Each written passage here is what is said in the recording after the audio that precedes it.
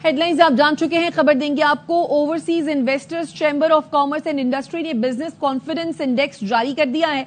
सर्वे के मुताबिक कारोबारी एतमाद में 16% की नुमाया बेहतरी आई। कारोबारी एतमाद गुज़श्ता सर्वे के 2% से बढ़कर मुस्बत 10% हो गया। खिदमात के शोबे में कारोबारी एतमाद में इस्तेहकाम रहा। 2 साल में कारोबारी इदारों के मजमूई एतमाद में नुमाया बेहतरी आई। मैन्युफैक्चरिंग सेक्टर का एतमाद मनफी 3% के मुकाबले में मुस्बत 15% हो गया। रिटेल होलसेल सेक्टर्स का एतमाद मनफी 18 के मुकाबले में मुस्बत 2% हो गया। इसी पर बात करने के लिए हमारे साथ माहिर मौशियात खाकान नजीब साहब मौजूद हैं। खाकान नजीब साहब, बहुत शुक्रिया ARY को आपने अपना कीमती वक्त दिया। OCCI ने जो आज बिजनेस कॉन्फिडेंस इंडेक्स जारी किया है सर, कितना खुशाइंद है ये पाकिस्तान की मईशत के लिए? देखिए, एक तो इसकी इम्पोर्टेंस ये है कि ये तीनों सेक्टर्स को, यानी कि रिटेल, होलसेल सेक्टर यानी कि सर्विस सेक्टर को, मैन्युफैक्चरिंग सेक्टर को कवर करता है। तो इससे आपको एक अंदाजा होगा कि ये अक्रॉस द बोर्ड एक ब्रॉड सर्वे है। और पाकिस्तान की मईशत, जैसे कि हमने बारहा कहा है, IMF की एंगेजमेंट के बाद उसमें सर्टेनली एक मैक्रो स्टेबिलिटी दिखाई दी है। जो मेन वजूहात होती हैं किसी भी मुल्क के बिजनेस कम्युनिटी के कॉन्फिडेंस की, वो एक तो मैक्रो स्टेबिलिटी होती है, जिसका मतलब आसान लफ्जों में ये है, आपने देखा कि जब इन्फ्लेशन नीचे हुई तो उनके लिए शरह सूद में कमी हुई। इसी तरह जो रूपी की स्टेबिलिटी है उसने मदद की इस जगह पे पहुंचने के लिए। एक ओवरऑल ग्लोबल बिजनेस सिचुएशन भी थोड़ी सी इम्प्रूव की है।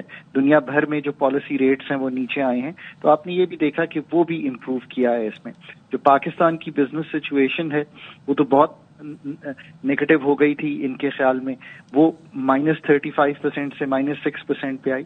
और कंपनी सिचुएशन भी जो है वो कुछ बेहतर हुई है।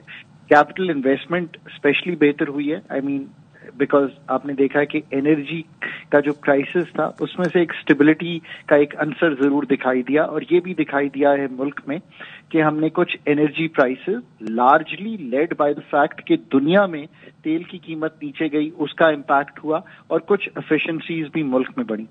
फ्यूल प्राइस आई थिंक ज्यादा इफेक्टिवली पास ऑन की जा सकती थी, वो हुकूमत ने रोक कर एनर्जी प्राइसेस की तरफ यानी कि इलेक्ट्रिसिटी की तरफ डाइवर्ट की वो फंड्स। तो अभी भी फ्यूल प्राइसेस जो हैं वो एक कंसर्न रहते हैं। आई थिंक गोइंग फॉरवर्ड जो इसका अगर आपने अहाता करना हो कि what is the brief in this, I think the brief is कि एक कॉशियसली ऑप्टिमिस्टिक पिक्चर है इस वक्त पाकिस्तान की, कि Pakistan at least in the right framework move करने की कोशिश कर रहा है, जिसमें मैक्रो स्टेबिलिटी जो है वो रूम क्रिएट कर रही है for major reforms in the economy. So एक कॉशियसली ऑप्टिमिस्टिक पिक्चर में आई थिंक पाकिस्तान की जो बिजनेस कम्युनिटी है, अब बजट इंपॉर्टेंट हो जाएगा और सबसे इम्पॉर्टेंट ये होगा कि IMF के साथ जो कंटिन्यूड एंगेजमेंट है वो इन फ्रूट्स को ऑफ स्टेबिलिटी जो है कैसे, जिस तरह हम समझते हैं कि इन्वेस्टमेंट, सेविंग्स, पाकिस्तान की टैक्सेशन के फ्रेमवर्क्स, एनर्जी फ्रेमवर्क्स, इसमें जो असल इस्लाहात करने वाली हैं वो हम करने के लिए आगे बढ़ पाएंगे। I think that is where the country really stands. और आने वाले दिन जो है वो अहम है इस पॉइंट ऑफ व्यू से कि ये बजट में बहुत रूम है इस ऑप्टिमिज्म को आगे बढ़ाने का। अभी भी taxation I think remains to be a key area in every business person's mind in Pakistan, कि उसको किस तरह हम इस तरह संभालें कि हम एक ब्रॉड बेस्ड टैक्सेशन में डिस्टॉर्शंस को रिमूव करते हुए आगे बढ़ सकें। I think it is possible. Let's hope कि आने वाले दिन जो हैं इन चीजों को डीपली जाके एड्रेस कर सकें।